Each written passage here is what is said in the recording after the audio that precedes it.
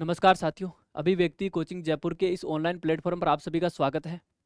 और कल स्वतंत्रता दिवस है, तो इस स्वतंत्रता दिवस की आप सभी को पहले तो अग्रिम बधाई, शुभकामनाएं। और देखिए, इस स्वतंत्रता दिवस के अवसर पर हम सभी युवा साथियों को एक संकल्प लेना चाहिए कि हम एक भारत, अखंड भारत का निर्माण करेंगे और अपने आसपास के क्षेत्र में शांति व्यवस्था को बनाए रखेंगे। क्योंकि एक तरफ तो हम वसुदेव कुटुंबकम का नारा देते हैं, जिसका मतलब ये होता है कि हम पूरे विश्व को एक परिवार मानते हैं। ठीक है। दूसरी तरफ पे देखो, हमारे ही घर में, इनके हमारे ही देश में सांप्रदायिक दंगे देखने को मिल रहे हैं। और वर्तमान में हरियाणा में बहुत ज़्यादा मतलब सांप्रदायिक दंगे अपने चरम स्तर पर हैं। तो हमको ये संकल्प लेना चाहिए कि हम एक भारत, अखंड भारत का निर्माण करेंगे और अपने आसपास के क्षेत्र में शांति व्यवस्था को बनाए रखेंगे। तो आज के इस सेशन में हम पढ़ने वाले हैं 13 अगस्त और 14 अगस्त का करंट अफेयर एक ही दिन पढ़ने वाले हैं। ठीक है। क्योंकि 13 अगस्त को संडे था, इसलिए हमने उस दिन करंट अफेयर नहीं पढ़ा था। तो 13 और 14 का, यानी कि कल का और आज का, आज ही हम कवर करने वाले हैं। ठीक है। तो आज का जो पहला क्वेश्चन है हमारा, वो ये है कि हाल ही में एशियाई हॉकी चैंपियन ट्रॉफी का खिताब किस टीम ने जीता है। तो ये जो हॉकी की जो एक ट्रॉफी हुई है, चैंपियन ट्रॉफी हुई है, एशियाई चैंपियन ट्रॉफी है, इसका खिताब किसने जीता है, वो अपने को आंसर करना है। ठीक है। तो देखो, ये जो एशियाई चैंपियन ट्रॉफी है, ये कहाँ पर हुई है। तो इसका फाइनल जो मुकाबला है वो चेन्नई में हुआ था। और किन किन के बीच हुआ था, तो भारत और दूसरी तरफ मलेशिया के बीच हुआ था। भारत और मलेशिया के बीच हुआ है। इन दोनों टीमों में देखो, जिसकी विजय हुई है उसका नाम है भारत। ठीक है। तो एशियाई हॉकी चैंपियनशिप ट्रॉफी 2023 का ये जो खिताब किसने जीता है, भारत ने जीता है। तो सही आंसर क्या है, भारत है। ठीक है। तो जो मलेशिया है, ये देखो फाइनल में पहुंचा था लेकिन ये जीत नहीं पाए हैं, तो ये उपविजेता टीम रही है। ठीक है। तो ये सारी चीज़ें आपको याद रखनी है, क्योंकि ये करंट में रहा है और किसी भी एग्जाम में खेल से संबंधित क्वेश्चन भी देखने को मिलते हैं। ठीक। तो ये सारी चीज़ें आपको याद रखनी चाहिए। न्यूज़ में ये इस प्रकार से रहा है कि एशिया में दबदबा, भारतीय हॉकी टीम चौथी बार चैंपियन बनी है। ठीक है।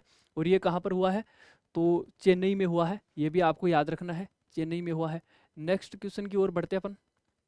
अगला क्वेश्चन है, मोहिनी अट्टम लोक नृत्य किस राज्य का प्रसिद्ध नृत्य है। ये जो मोहिनी अट्टम एक लोक नृत्य है और भारत के जो फेमस नृत्य हैं, जो प्रसिद्ध नृत्य हैं, जिन्होंने अपनी पहचान बनाई है पूरे विश्व में, उनमें से एक है। तो मोहिनी अट्टम लोक नृत्य किस राज्य का प्रसिद्ध नृत्य है, आपको कमेंट्स करके बताना है कि मोहिनी अट्टम कहाँ का है। तो केरल का है। ठीक है। केरल राज्य का एक प्रसिद्ध लोक नृत्य है। अब इस मोहिनी अट्टम, ये देखो, ये अभी न्यूज़ में रहा है क्योंकि जो आज़ादी का अमृत महोत्सव हम बना रहे हैं। ठीक है। तो अनेक युवा इसका जश्न कई प्रकार से बना रहे हैं। कोई नृत्य कला करके बना रहा है, कोई नाट्य कला से बना रहा है। ठीक है। तो इसी प्रकार ये जो मोहिनी अट्टम का प्रदर्शन किया गया है जयपुर में, जयपुर के जवाहर कला केंद्र में। ठीक है। इसलिए ये न्यूज़ में रहा है। तो अपने को देखना है कि जो मोहिनी अट्टम है, इससे संबंधित जो कुछ विशेषताएं और हैं, जो बेसिक चीज़ें हैं, वो अपने को याद रखनी है। न्यूज़ में इस प्रकार से रहा है, शास्त्रीय नृत्यों में नजर आई देश की अद्भुत सांस्कृतिक छवि। ठीक है। तो ये चीज़ें याद नहीं रखनी है कि न्यूज़ में किस प्रकार से रहा है, लेकिन इंपॉर्टेंट चीज़ें हैं जो कि पूछी जा सकती है एग्जाम में, वो आपको याद रखनी है। तो मोहिनी अट्टम के बारे में आपको याद रखना है कि कहाँ का प्रसिद्ध नृत्य है, तो केरल का प्रसिद्ध नृत्य है। ये चीज़ आपको याद रखनी है, केरल का एक प्रसिद्ध नृत्य है। देखो, मोहिनी अट्टम का मतलब क्या है, इसमें दो शब्दों से ये मिलकर बना है, एक मोहिनी एक अट्टम। ये जो मोहिनी है, ये किसको प्रदर्शित करती है, यानी कि एक औरत को प्रदर्शित करती है जो दर्शकों को अपनी ओर आकर्षित करती है। ठीक है। यानी कि दर्शकों को मोहती है, उसको बोलते हैं मोहिनी। तो ये एक औरत को प्रदर्शित करती है, यानी कि इसका मतलब ये हुआ कि जो मोहिनी अट्टम है, ये किसके द्वारा प्रदर्शित किया जाता है, केवल स्त्री के द्वारा प्रदर्शित किया जाता है, क्योंकि इसके नाम से ही पता चल रहा है मोहिनी अट्टम। ठीक है।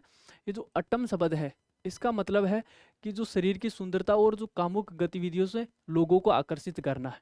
ठीक है। तो एक स्त्री अपनी शरीर की सुंदरता से और गतिविधियों से लोगों को अपनी ओर आकर्षित करती है और वो एक नृत्य करती है, तो इसी नृत्य को बोलते हैं मोहिनी अट्टम। कहाँ का प्रसिद्ध है, केरल का प्रसिद्ध है।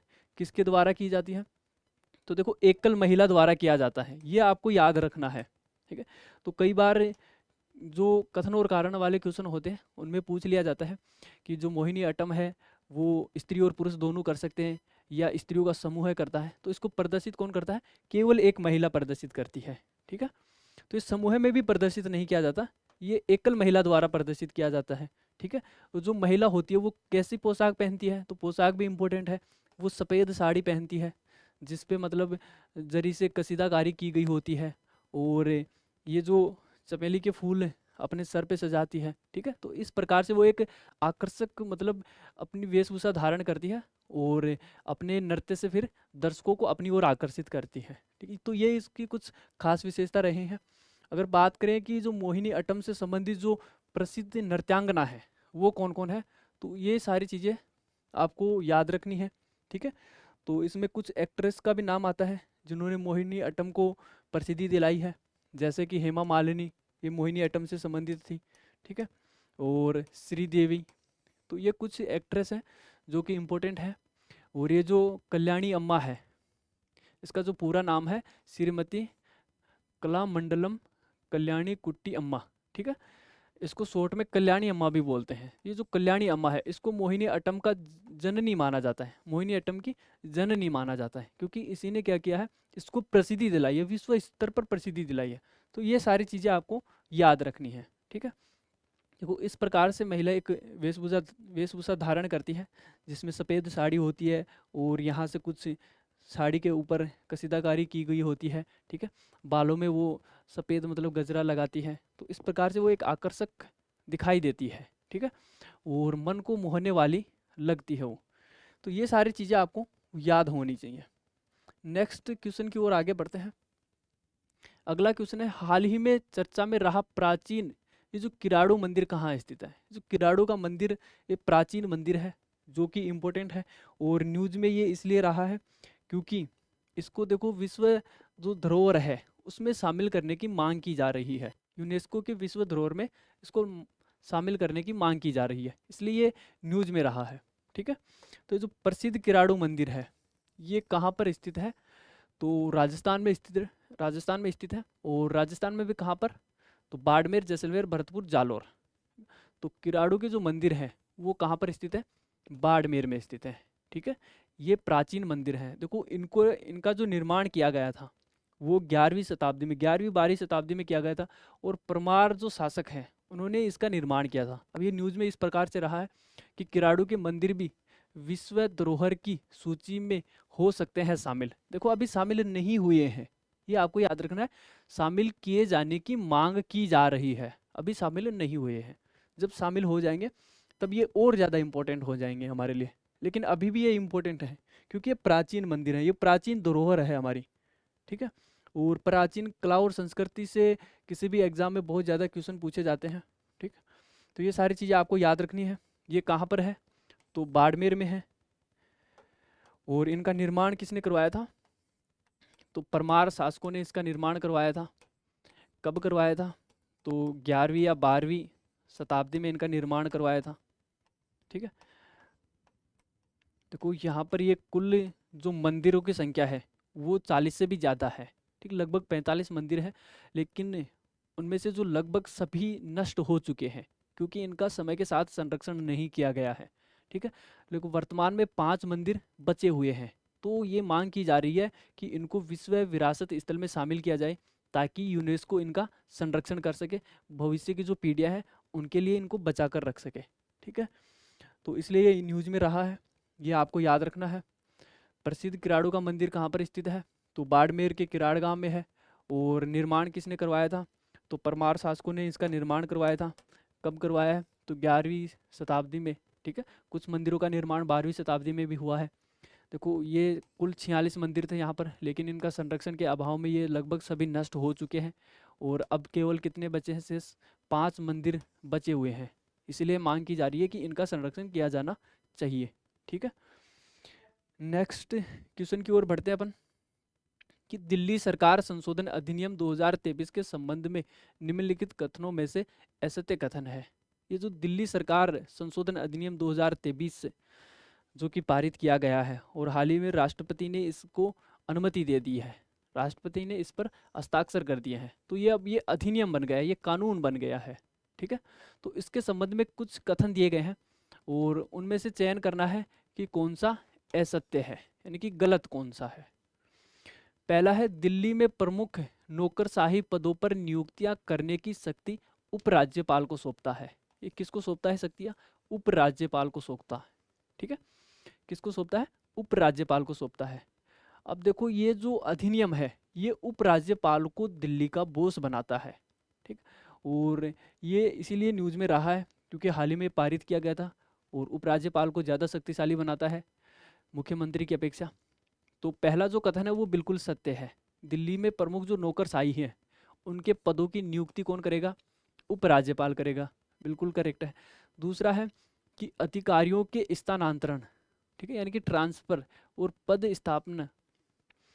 स्थापना की जो शक्ति निर्वाचित सरकार के पास होगी, यानी कि ट्रांसफर की जो शक्ति दी गई है वो सरकार को दी गई है इस अधिनियम के माध्यम से। ठीक है, तो क्या ये सही है? तो सही नहीं है, ये गलत है। ये सरकार को नहीं दी गई, ये जो निर्वाचित सरकार, यानी कि ऐसे कहें कि मुख्यमंत्री को ये शक्ति नहीं दी गई है, या फिर ऐसे बोले कि ये मंत्री परिषद को ऐसी शक्ति नहीं दी गई है कि वो जो नौकरशाही के जो लोग हैं, जो अधिकारी हैं, उनका ट्रांसफ़र कर सके। ठीक है, तो अधिकारियों के ट्रांसफ़र की शक्ति भी किसके पास है? तो उपराज्यपाल के पास है, निर्वाचित सरकार के पास ना होकर उपराज्यपाल के पास है। तो ये चीज़ें आपको याद रखनी है। ठीक है, क्योंकि उपराज्यपाल को ज़्यादा शक्तिशाली बनाया गया है निर्वाचित सरकार की अपेक्षा। तो ये जो बी कथन है ये गलत है और यही क्या है? अपना सही आंसर है, क्योंकि अपने को असत्य कथन का चयन करना था। अगला जो सी ऑप्शन है कि उपराज्यपाल और निर्वाचित सरकार है, यानी कि उपराज्यपाल और अगर मुख्यमंत्री, दिल्ली के मुख्यमंत्री के बीच किसी भी तरह के मतभेद की स्थिति में उपराज्यपाल का मत अधिभावी होगा। अधिभावी मतलब ज़्यादा वो प्रभावी होगा। ठीक है, तो ये कथन भी बिल्कुल सत्य है। मुख्यमंत्री और उपराज्यपाल के बीच अगर कोई मतभेद होता है तो उपराज्यपाल का जो निर्णय है वो प्रभावी माना जाएगा। तो ये सारी चीज़ें आपको याद होनी चाहिए दिल्ली सरकार संशोधन अधिनियम 2023 के बारे में। अब देखो ये न्यूज़ में किस प्रकार से रहा है वो अपने को देख लेना है कि दिल्ली सेवा विधेयक ने लिया कानून का रूप, एलजी बने बॉस। ठीक है, बास लिखा है इसमें। तो ये जो एलजी है यानी कि उपराज्यपाल, इनको क्या बना दिया गया है? अब दिल्ली का बॉस बना दिया गया है, यानी कि दिल्ली के बारे में जो सबसे ज़्यादा अब शक्तिशाली है तो वो उपराज्यपाल है। ठीक है, तो आपको कमेंट्स करके ये बताना है कि देखो दिल्ली क्या है? केंद्र शासित प्रदेश है। ठीक, और वर्तमान में कुल कितने केंद्र शासित प्रदेश हैं? तो 8 हैं।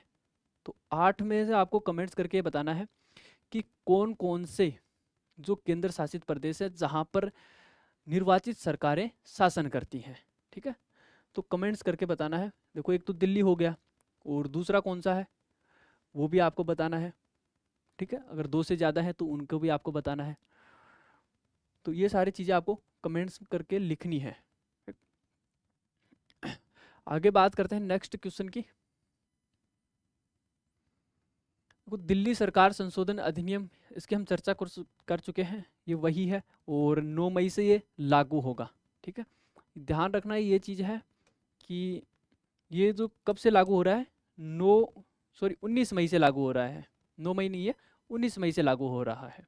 ठीक है, यानी कि पश्चिमगामी अधिनियम है। ठीक है, ये पीछे से लागू हो रहा है, हालांकि अब इस पे जाके हस्ताक्षर हुए हैं, लेकिन ये जब लागू होगा तो पीछे से लागू होगा, 19 मई से लागू होगा। ठीक है, तो ये चीज़ें भी आपको याद रखनी है, ध्यान में रखनी है।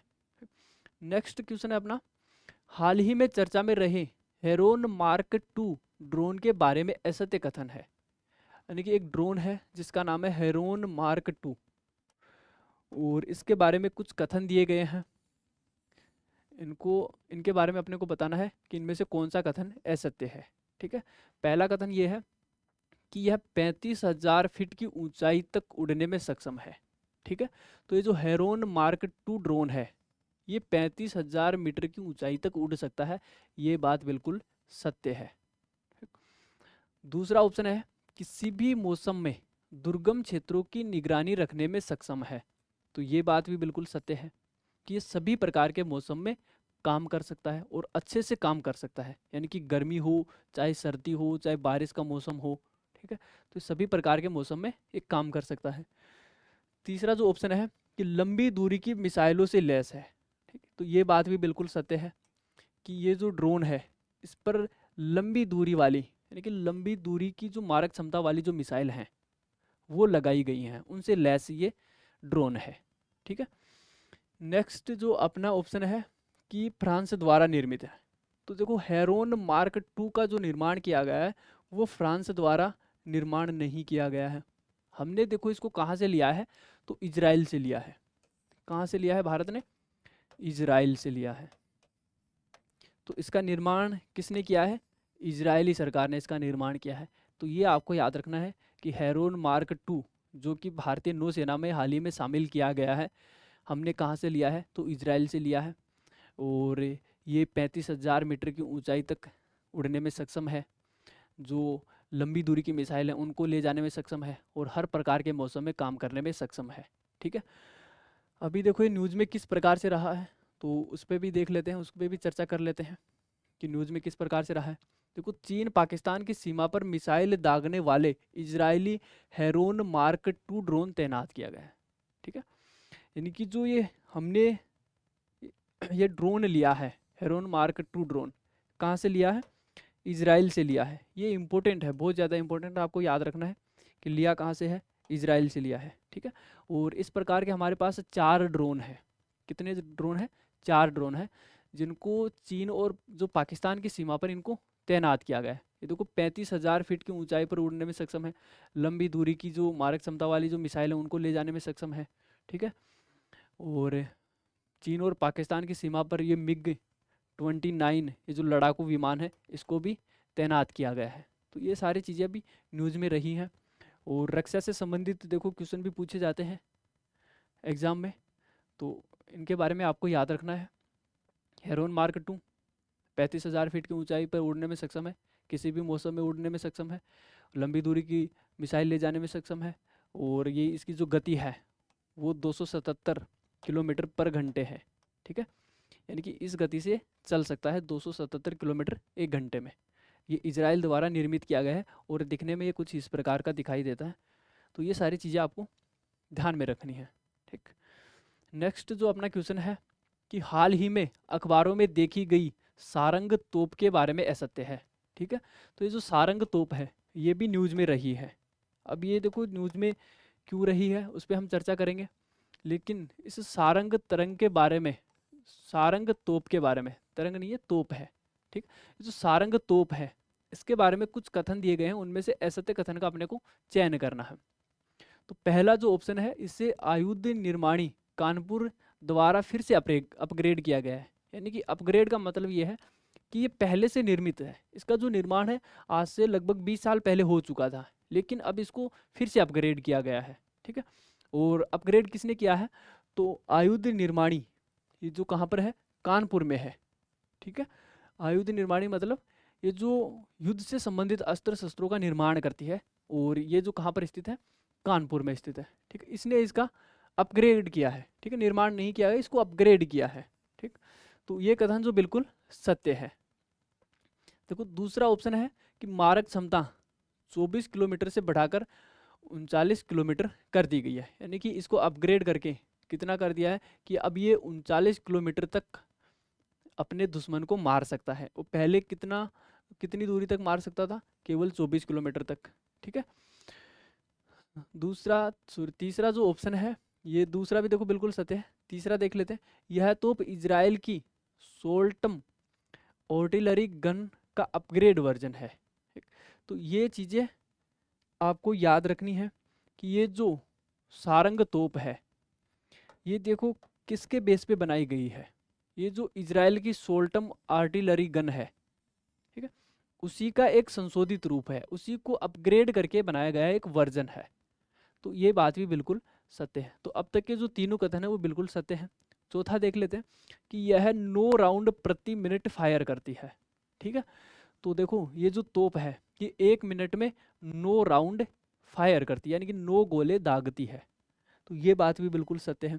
तो चारों जो ऑप्शन है बिल्कुल सत्य है। ठीक है, ई जो ऑप्शन है कि इसमें से कोई नहीं, यानी कि अपने को पूछा गया था कि ये जो सारंग तोप है इसके बारे में असत्य कथन कौन सा है, तो सभी सत्य हैं, यानी कि असत्य कोई नहीं है। तो सही आंसर कौन सा होगा, ई होगा। ठीक है, तो सारंग तोप चूंकि ये न्यूज में रही है, और ये देखो इजराइल की जो सोल्टम आर्टिलरी गन है उसका संशोधित रूप है, इसलिए भी ये इम्पोर्टेंट है, आपको याद रखना है। और ये इस प्रकार से न्यूज में रहा है कि दुश्मनों के गढ़ में अब दुगनी ताकत से गोले बरसाएगी सारंग तोप। ठीक है, यानी कि पहले ये कम स्पीड से गोले बरसाती थी, लेकिन अब वर्तमान में ये 1 मिनट में 9 गोले बरसाएगी, 9 गोले दागेगी। ठीक है, और दूसरी चीज़, ये पहले 24 किलोमीटर तक दुश्मन को मार सकती थी, अब ये 39 किलोमीटर तक अपने दुश्मनों को मार सकती है। ठीक, और जो रक्षा मंत्रालय है उन्होंने इस प्रकार के जो तोप निर्माण करने का ऑर्डर भी दे दिया गया है कि इस प्रकार की 300 तोपें निर्मित की जाएं जो कि भारतीय सेना में शामिल की जाएंगी। तो इसलिए इम्पोर्टेंट रहा है। अगला जो क्वेश्चन है कि भारत की पहली पुलिस ड्रोन यूनिट कहाँ स्थापित की गई थी। ठीक, तो ये कुछ मतलब फैक्ट है जो कि आपको याद रखने हैं। ये वन लाइनर क्वेश्चन है कि जो भारत की पहली पुलिस ड्रोन यूनिट कहाँ पर स्थापित की गई है। कमेंट्स करके आपको बताना है कि पहली पुलिस ड्रोन यूनिट कहाँ स्थापित की गई है। तो इसका सही आंसर है चेन्नई में स्थापित की गई है।